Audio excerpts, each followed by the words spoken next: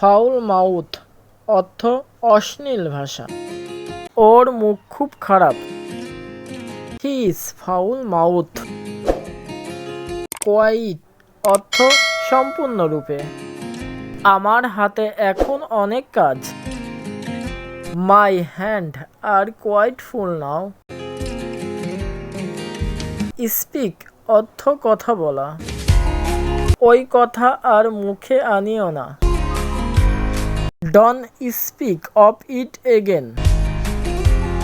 Fail fail অর্থ পড়ে। এটি নিচে পড়ে গেল। ইট ফেল ডাউন। হোয়ার হোয়ার অর্থ কোথায়। তুমি কোথায় ছিলে। Where have you been. What what অর্থ কি। তুমি কি ধরনের। What are you like. How how অর্থ কত। তুমি কত দূর যাবে। How far will you go.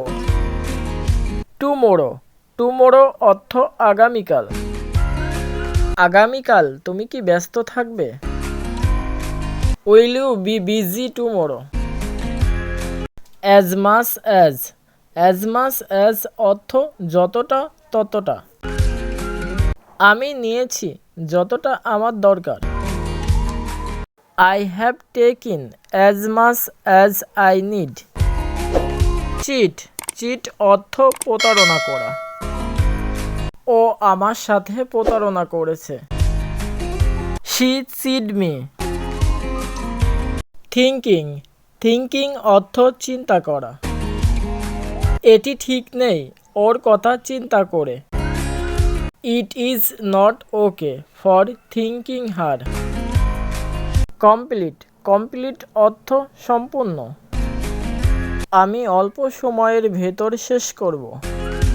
I will complete with him short time. Need need অর্থ প্রয়োজন। আমার কিছু টাকার দরকার। I need some money. Nothing nothing অর্থ কিছুই না। তার বলার কিছু নেই। He has nothing to say.